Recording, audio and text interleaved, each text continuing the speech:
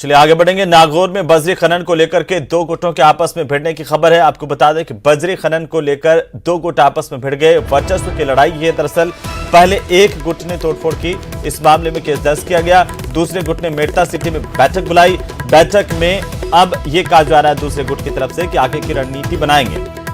पहले गुट ने दूसरे गुट पर आरोप लगाए हैं कि बिना रॉयल्टी के अवैध परिवहन कर रहा है बजरी माफिया, और इसी को लेकर के आपस में अब टकराव की स्थितियां यहां पर देखने को मिल रही हैं। बड़ी खबर है इस वक्त की, नागौर में बजरी खनन को लेकर के दो गुटों में वर्चस्व की लड़ाई। अवैध बजरी खनन को लेकर के दो गुट आमने सामने हो गए। पहले गुट ने तोड़फोड़ मारपीट के मामले दर्ज करवाए। अब दूसरे गुट ने मेड़ता सिटी में बैठक बुलाई है। मेड़ता सिटी में होने वाली बैठक में यह कहा गया है कि आगे की रणनीति बनाएंगे। पहले गुट का आरोप है कि बिना रॉयल्टी के अवैध परिवहन बजरी माफिया की ओर से किया जाता है। दूसरे गुट का आरोप है कि रॉयल्टी के नाम पर दादागिरी से रॉयल्टी वसूलते हैं और अवैध खनन करते हैं।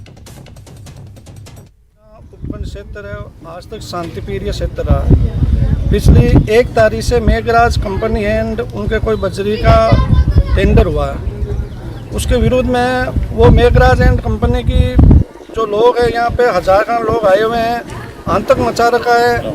और जो ये बजरी ले रहे हैं वो अपनी जगह से नहीं ले रहे हैं, जहाँ से लीज है वहाँ से नहीं ले रहे हैं। और उनको जो नियम कानून है, जहाँ स्टॉक करना चाहिए वहाँ स्टॉक नहीं कर रहे हैं। इनकी गाड़ियों को जीपीएस नहीं है, ये अभी भी अवैध कर रहे हैं। और जो बजरी स्थानीय लोगों को बहुत महंगी जो मिल रही है, लगभग 600 रुपये प्रति टन मिल रही है, जबकि इसकी रॉयल्टी 40 रुपये है। सरकार को अवगत कराने के बाद में भी सरकार के नुमाइंदों द्वारा आँख मीच करके या आंखें बंद करके इस प्रकार के हिस्ट्री लोगों को बेच करके जो क्षेत्र में भय और आतंक का जो माहौल पैदा कर रहे हैं, उससे क्षेत्र की जनता में बहुत ज़्यादा आक्रोश है।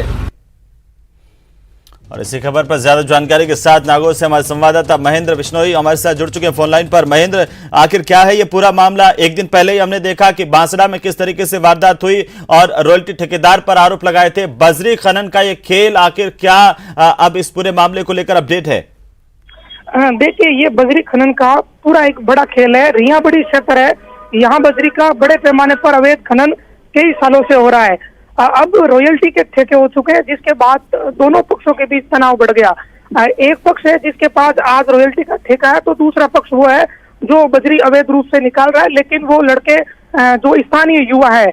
अब इन दोनों के बीच गतिरोध इस बात को लेकर है कि रॉयल्टी के ठेकेदार पर यह आरोप है कि वो जबरन रॉयल्टी वसूल रहे, तो दूसरी ओर रॉयल्टी ठेकेदार का जो पक्ष है उनका यह कहना है कि ये जो लोकल लड़के हैं जो अवैध बजरी निकाल रहे हैं, ये दादागिरी कर रहे हैं और रॉयल्टी का जो नाका है वह इन्होंने तोड़ फोड़ की है।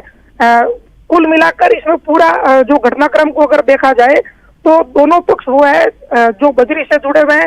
ये सारा पूरा जो खेल है लाखों रुपयों से जुड़ा हुआ है। जो स्थानीय ग्रामीण है वो एक तीसरा पक्ष है। गांव के लोग कह रहे हैं कि हम इन दोनों से ही परेशान है। गांव के लोगों का कहना है कि रॉयल्टी ठेकेदार के लोग भी दादागिरी करते हैं और जो बजरी की अवैध गाड़ियां निकलती है वो गांव के भीतर से निकलती है और उन्हें जो डंपर है वो बहुत तेज गति से निकलते हैं। तो गांव के लोग तो दोनों पक्षों से परेशान है और दोनों गुट आपस में झगड़ रहे हैं। कुल मिलाकर लाखों रुपए का खेल है और दोनों पक्षों की तरफ से दबाव बनाया जा रहा है प्रशासन पर कि प्रशासन उनकी तरफ झुक जाए। प्रशासन की जो फिलहाल की स्थिति है वो ये है कि पुलिस और प्रशासन तटस्थ है और जो घटनाक्रम दोनों ही पक्षों पर कोई कार्रवाई क्यों नहीं होती है महेंद्र? क्योंकि लगातार हमने देखा मकराना की घटना, नागौर के ही बांसड़ा की घटना और आज जिस तरीके से ये तमाम चीजें सामने आ रही है कि एक पक्ष जाकर के मेड़ता सिटी में बैठक करता है, रणनीति बनाने की बात करता है, दोनों एक दूसरे के ऊपर आरोप प्रत्यारोप कर रहे हैं, कार्रवाई क्यों नहीं हो पाती? रॉयल्टी ठेकेदार के नाके पर जो तोड़फोड़ और मारपीट की घटना हुई थी, उस मामले में एक मुकदमा दर्ज हुआ, जिसके बाद 2 और प्रकरण दर्ज हुए। उस मामले में पुलिस दबी से दे रही है। जो मकराना में जो घटनाक्रम हुआ उसमें पुलिस ने आरोपियों को डिटेन कर लिया है और अभी परिजनों से वार्ता चल रही है। यहाँ जो पूरा रियाबड़ी का घटनाक्रम और मकराना का घटनाक्रम है, ये दोनों अलग अलग रॉयल्टी क्षेत्र है। मकराना में मार्बल की रॉयल्टी है और रियाबड़ी में जो क्षेत्र है यहाँ बजरी की रॉयल्टी है।